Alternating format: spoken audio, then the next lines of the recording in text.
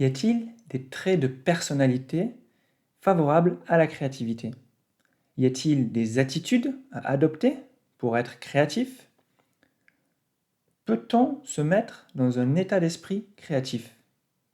En d'autres termes, quel est le profil psychologique des créateurs?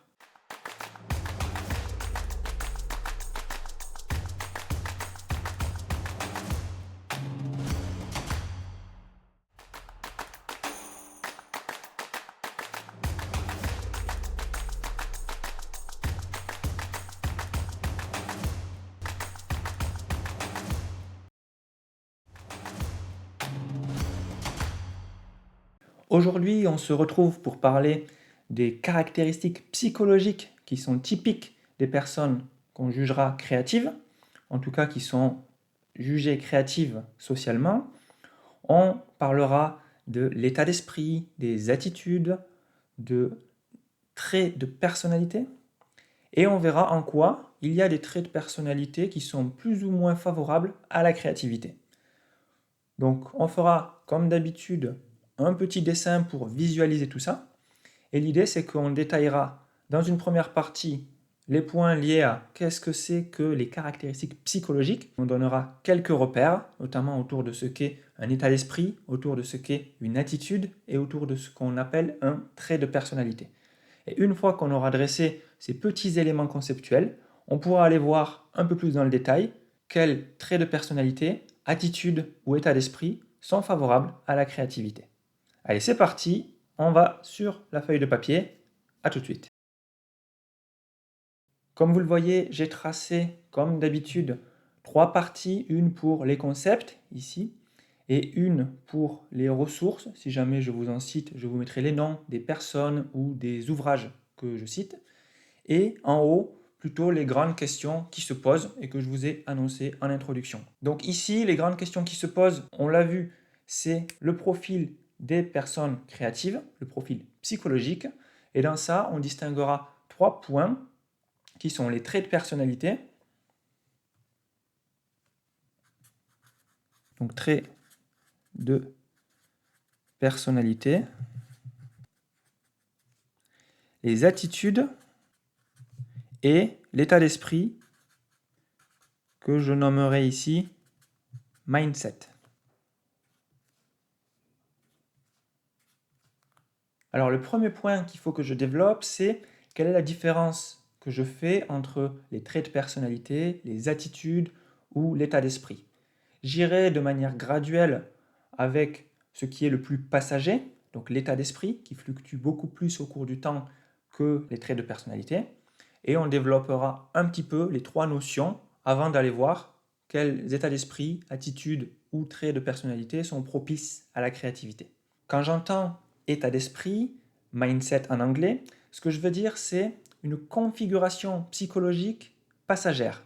Ça veut dire qu'elle est éphémère, ça veut dire qu'elle ne va pas durer dans le temps, qu'elle est de quelques minutes à quelques heures, on peut dire. Un état d'esprit, c'est passager, ça fluctue. Et on pourrait dire aussi que c'est une orientation éphémère de l'esprit dans une certaine direction. C'est un petit peu ça que je mettrais derrière état d'esprit, où on voit que c'est vraiment quel est le flot de pensée qui nous traverse et dans quelle direction il est orienté. Et aussi un petit détail que je vais préciser, c'est que l'état d'esprit, c'est quelque chose qui rend possible les différentes actions. C'est potentiel, c'est avant l'action. Donc on va mettre ici le mindset.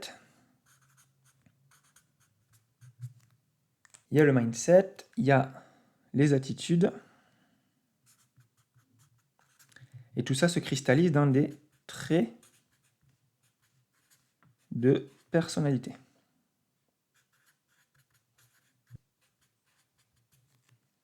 Et tout ça, ça donne un profil psychologique.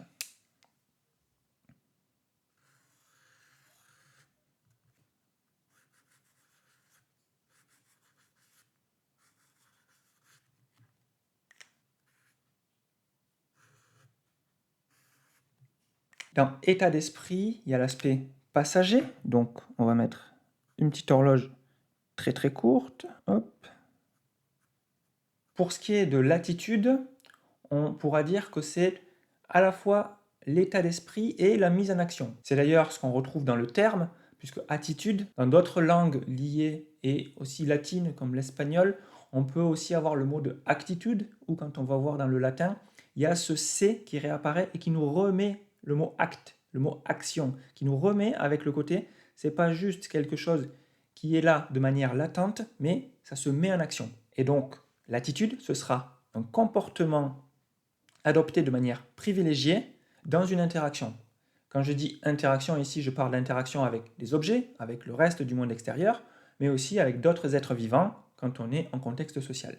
Donc le comportement, c'est un ensemble de pensées et d'actions qui sont interreliées. L'interaction, c'est avec un objet matériel, physique ou symbolique, ou avec d'autres personnes qui sont des êtres complexes. Et puis l'attitude, qui est cet ensemble de comportements en interaction, eh bien on le voit bien que l'attitude, c'est toujours quelque chose envers quelque chose. C'est une attitude envers quelque chose. Donc c'est un regard, c'est un rapport avec d'autres objets du monde qui nous sont extérieurs. Cela, ça fait aussi référence au binôme sujet-objet, puisque quand on est en train d'adopter une certaine attitude, on a un état d'esprit qui s'instancie dans l'action, et l'action, c'est l'action d'un sujet sur un objet. La plupart du temps, ce binôme-là nous aide à conceptualiser ce qu'on appelle une action. Des termes proches qu'on peut voir, c'est la notion de posture ou de conduite. Alors que pour l'état d'esprit, ça pouvait être l'humeur, qui inclut les affects et les émotions. Voilà, vous voyez le côté un peu plus passager et un peu moins actif de l'état d'esprit, là où les attitudes seront quelque chose qui seront mises en action. Les attitudes, c'est donc les pensées. Hop. C'est donc les pensées plus l'action. Bon, mon dessin, il est tout pourri, mais vous avez compris, c'est l'action. Je vais l'écrire, ça sera plus facile.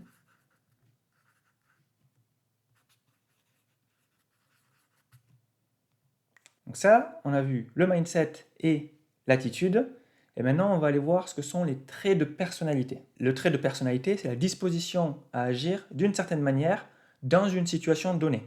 On oublie des fois le côté situé, que ça se passe dans une certaine situation et que si la situation change, on agira d'une autre manière. On va des fois l'essentialiser en disant « bon, cette personne, elle est comme ça ». Moi ici, je garderai bien en tête, et je vous invite à garder en tête, que c'est toujours dans une situation donnée. Un autre point lié au trait de personnalité, c'est que c'est une action qui va se répéter dans le temps. On va voir apparaître un motif qui va, à plusieurs reprises, dans des situations légèrement différentes, se reproduire.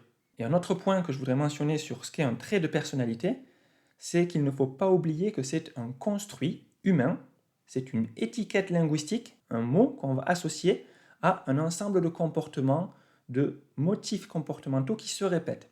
Donc c'est une catégorisation humaine, une étiquette linguistique qui est apposée à un ou plusieurs morceaux de réel.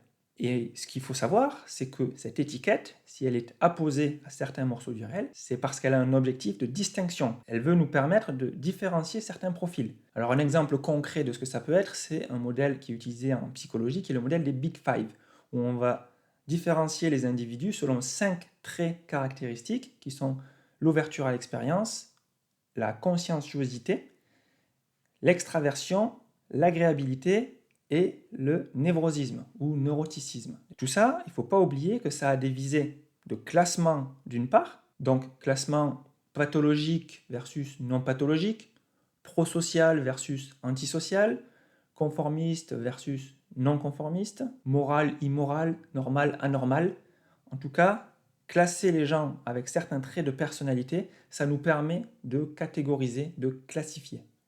Et derrière, possiblement, ça peut avoir une visée de tri, de sélection. Je pense à 2 cas qui sont le recrutement. On va utiliser, aujourd'hui on utilise par exemple le MBTI qui est un test de personnalité, ou le DISC qui sont toujours à visée de sélection et de tri, c'est-à-dire ceux-là on les garde et ceux-là on ne les garde pas. On a la même pour la question du pathologique et du non pathologique.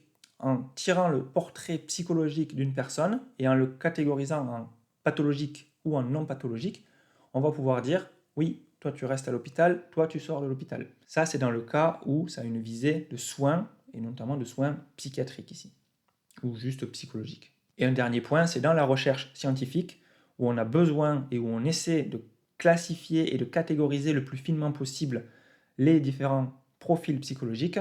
Et là, un exemple parmi d'autres, c'est celui de la psychologie différentielle. C'est vraiment dans ce champ disciplinaire où on essaie vraiment de catégoriser et différencier les gens selon les traits psychologiques, les traits de personnalité qu'ils ont.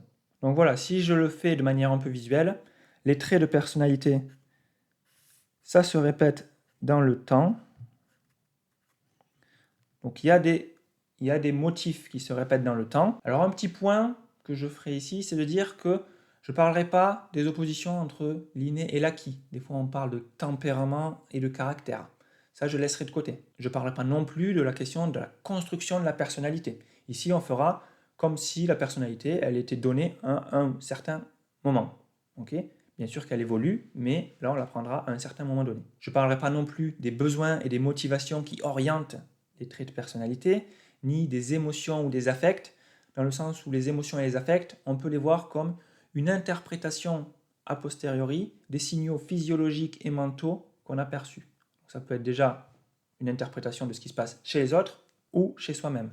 Mais les affects et les émotions, je ne les traiterai pas ici, même si ça aurait un intérêt de les traiter. Je ne parle pas non plus de tout ce qui est habitude mentale, croyances, réflexes et routines, ni des capacités cognitives ou sensorimotrices que ça nécessite pour certains traits de personnalité, et non plus la question de l'auto-jugement, de l'auto-évaluation de ses compétences, de ses savoir-faire.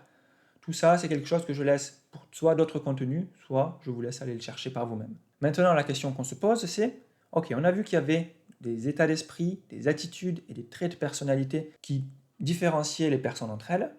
Et la question, c'est la suivante, c'est est-ce qu'il y en a certains qui sont plus favorables, plus propices à la créativité. Pour les points que je vais aborder maintenant, je m'appuierai sur un ouvrage qui s'appelle Psychologie de la créativité, qui a été édité à plusieurs reprises depuis 2015, puis 2017, et il y a eu plusieurs éditions qui reprenaient un petit peu et amélioraient la première édition.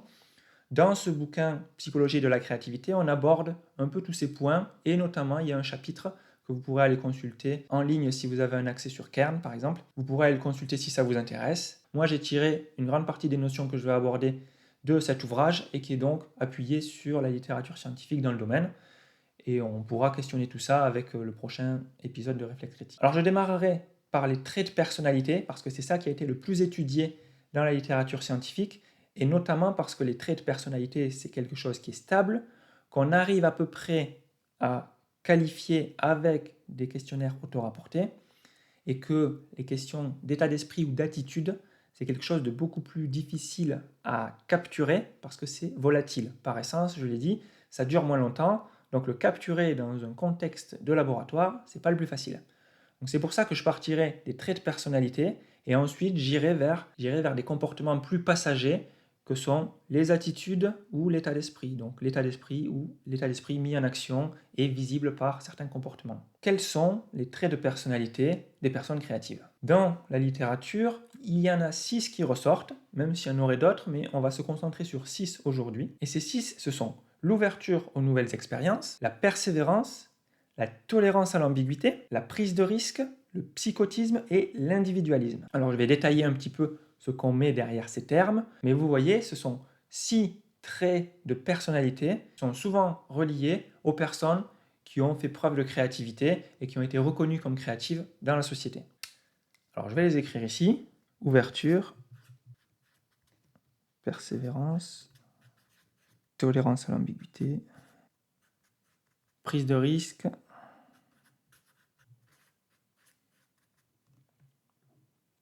psychotisme, individualisme. Et ici, je vais vous mettre le nom de l'ouvrage Psychologie de la créativité. Les auteurs, vous les trouverez, mais c'est Todd Lubart, Sylvie Torjman, Frank Zenasny et Christophe Mouchirou. Je vous laisserai aller voir si ça vous intéresse. Alors, l'ouverture aux nouvelles expériences, c'est écrit dans le terme, c'est un appétit, une curiosité pour tout ce qui est nouveau pour nous. Ça veut dire qu'on a des émotions positives face à des choses qui nous sont non familières et qu'il peut y avoir un attrait à la fois pour des objets inconnus, des objets matériels ou des objets abstraits, comme pour des personnes qui nous sont peu familières et auprès desquelles on va accepter d'aller rencontrer, d'aller faire croiser nos mondes respectifs. Et ici, ça rejoint un peu l'extraversion. Le deuxième trait de personnalité, c'est la persévérance. Donc ça va être la capacité à initier encore et encore une même action pour finaliser un projet, à maintenir ces actions dans le temps et à éliminer, inhiber les distractions qui pourraient se présenter. C'est à la fois une forme d'autodiscipline, de rigueur personnelle, de self-control aussi. C'est un peu tous ces termes-là qu'on peut avoir derrière le mot persévérance. Pour la tolérance à l'ambiguïté, c'est une qui est très importante parce que c'est la capacité à laisser un flou dans, que ce soit les mots qu'on utilise, dans les concepts, et accepter que ça n'est pas tout à fait fini. C'est accepter l'incertain, le non figé, le non catégorique. C'est penser et plutôt que penser ou. Penser avec plutôt que penser exclusif. C'est opposé à la rectitude ou la rigidité mentale. Donc le troisième, tolérance à l'ambiguïté.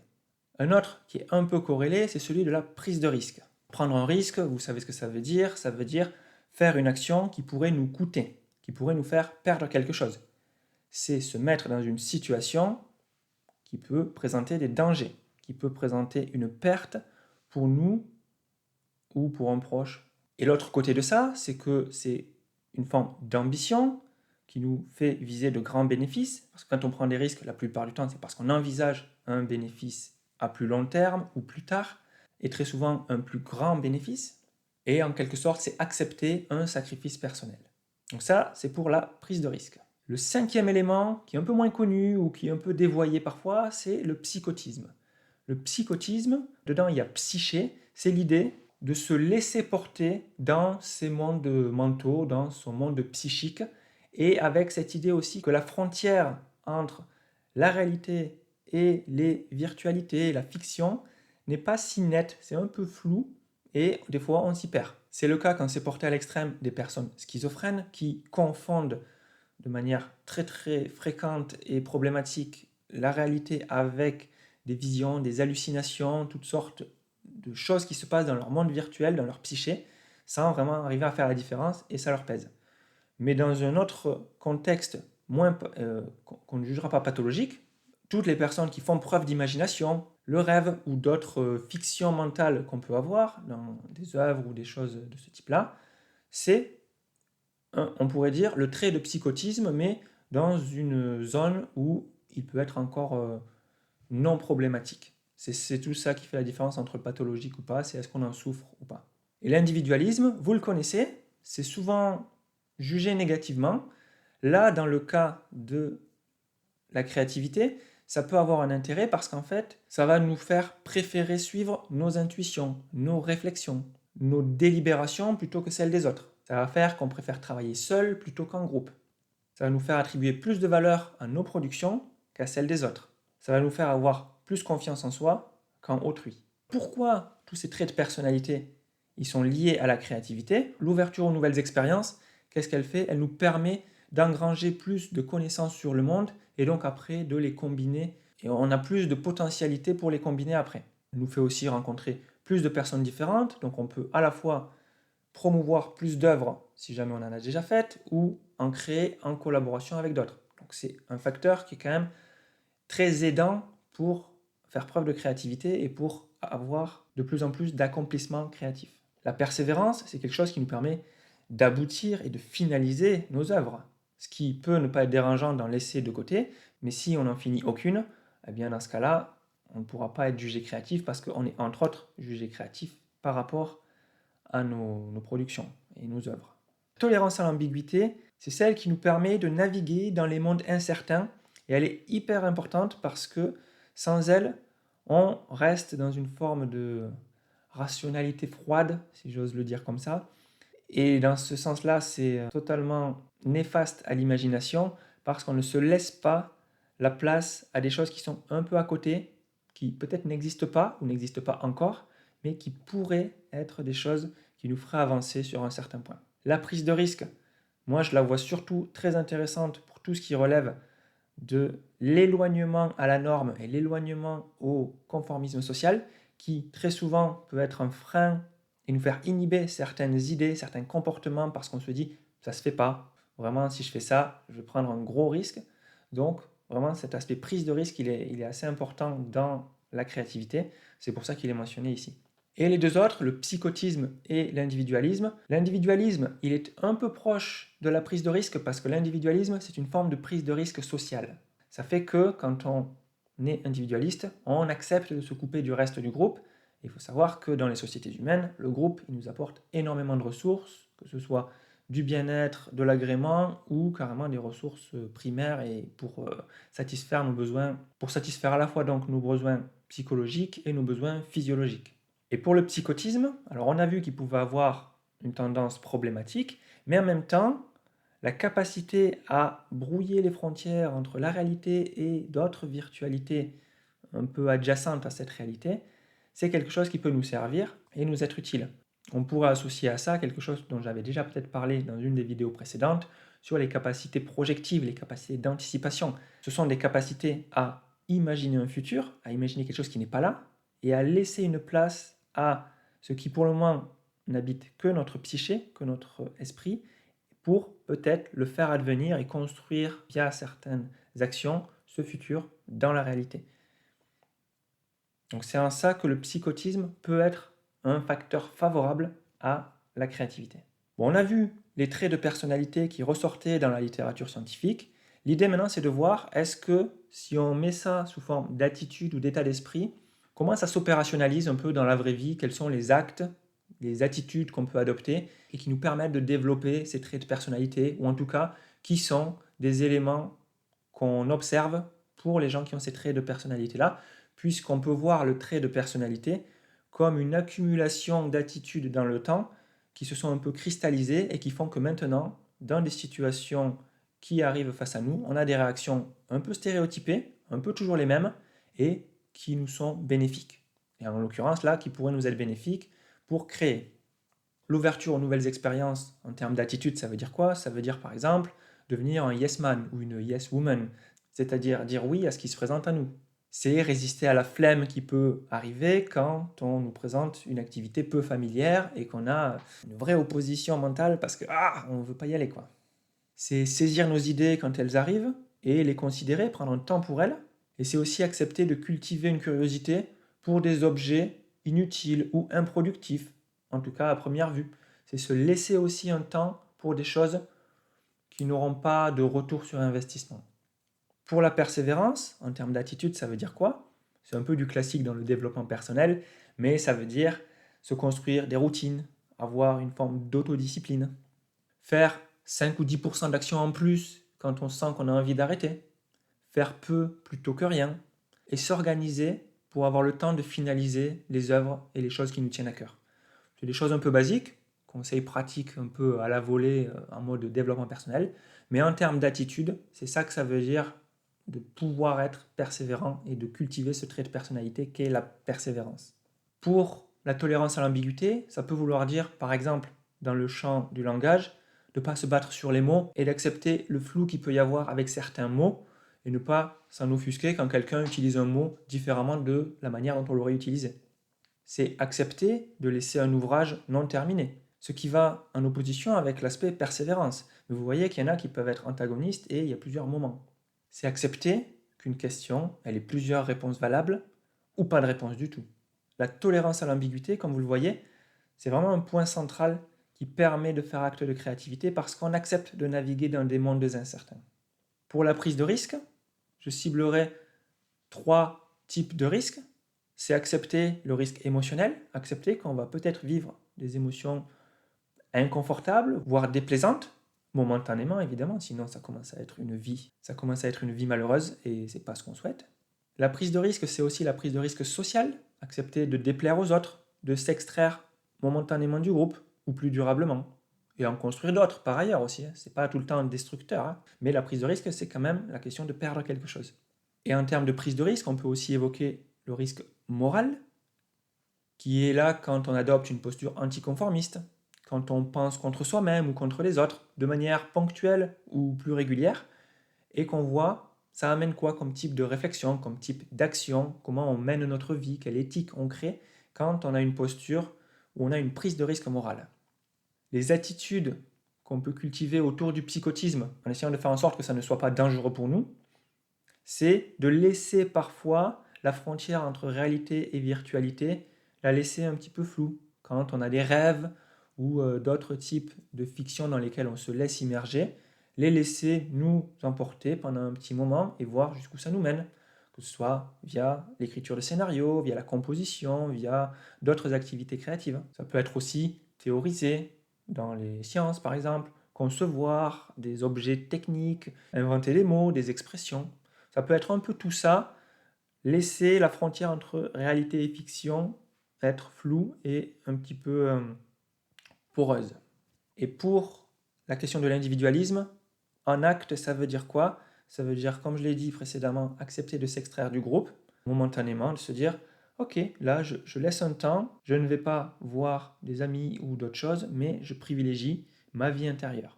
Ça me permet d'élaborer mes propres réflexions, de travailler le récit de ma vie, de travailler mon récit personnel, et parfois de prioriser ses besoins sur ceux des autres. Alors ça, si on tend très très très loin, ça peut être vu comme une forme d'égoïsme qui n'est pas forcément mal de penser à son ego, hein, mais il y a tout un équilibre à trouver. Comme vous l'avez vu avec les différents traits de personnalité, tout ça, on peut toujours le représenter sur un spectre en disant qu'il y a ce trait de personnalité qui est présent plus ou moins fort, on adopte ces attitudes de manière plus ou moins répétée et de manière plus ou moins importante dans notre vie, et le tout, c'est un vieil adage, mais c'est de trouver le bon équilibre. Si je me mets 5 minutes à faire du name dropping, comme disait Aristote, la vertu se trouve entre l'excès et le défaut.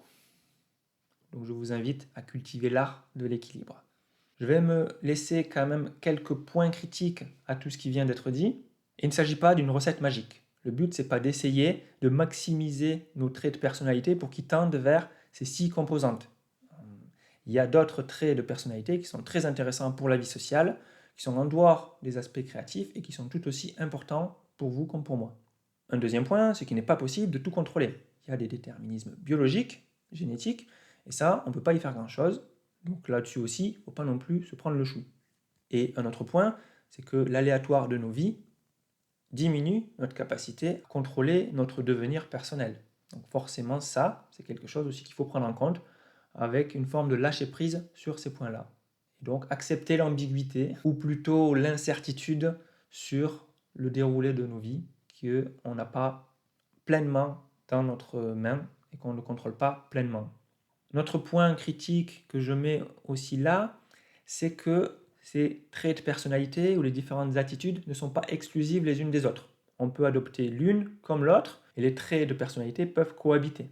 Pour ce qui est des états d'esprit et des attitudes que j'ai mentionnées, il ne faut pas oublier le caractère temporaire qu'ils ont. Ce sont des événements passagers. Ça veut dire qu'à T0, on peut éprouver et adopter telle attitude, et à un temps T1, on peut adopter une attitude parfois contraire, et aussi ça dépend de la situation. Dernier point, c'est que les traits de personnalité ne sont pas figés. Là, j'ai fait comme si on les avait ou on les avait pas, mais il faut bien prendre conscience qu'il y a tout un devenir, toute une évolution des traits de personnalité, et ça, c'est quand même quelque chose qui est une chance et qui est encourageant de se dire que si aujourd'hui je n'ai pas ces traits de personnalité et que ça me plairait de les avoir, eh bien, il y a toute une possibilité de les développer, de nourrir des interactions différentes avec notre environnement et nos proches, et de pouvoir peut-être dans 1, 2, 5 ou 10 ans devenir des personnes différentes, et des personnes différentes qu'on souhaite être.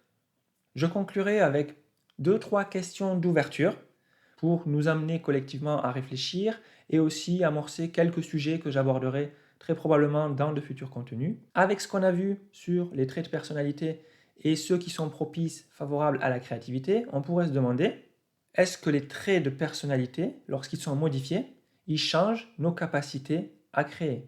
Est-ce que ça améliore notre potentiel créatif et par conséquent notre accomplissement créatif? Dans l'autre sens, on pourrait se demander, est-ce que s'exercer dans des pratiques et des activités créatives, est-ce que ça pourrait modifier nos traits de personnalité? Donc est-ce qu'il y a un petit peu des boucles de rétroaction entre les traits de personnalité et les activités créatives? Et un dernier point qui pourrait être intéressant à aborder, qui est un peu plus surplombant, un peu plus au-dessus des deux autres, c'est de regarder est-ce que la conception qu'on a de nos traits de personnalité ou de notre capacité à faire œuvre créative, est-ce que cette conception, c'est-à-dire le regard qu'on porte un peu de l'extérieur sur ces deux points, est-ce que ça peut avoir un effet sur notre potentiel créatif et nos accomplissements créatifs, et d'autre part sur nos traits de personnalité. C'est un peu la question de la métacognition ou de l'auto-efficacité, du sentiment de compétence qu'on a sur certaines activités et certains domaines de notre vie. Donc je vous laisse avec ces 3 questions. On en reparlera probablement dans un réflexe critique ou dans une autre capsule concept. En attendant, je vous laisse faire marcher l'algorithme et je vous dis à bientôt. Salut, ciao.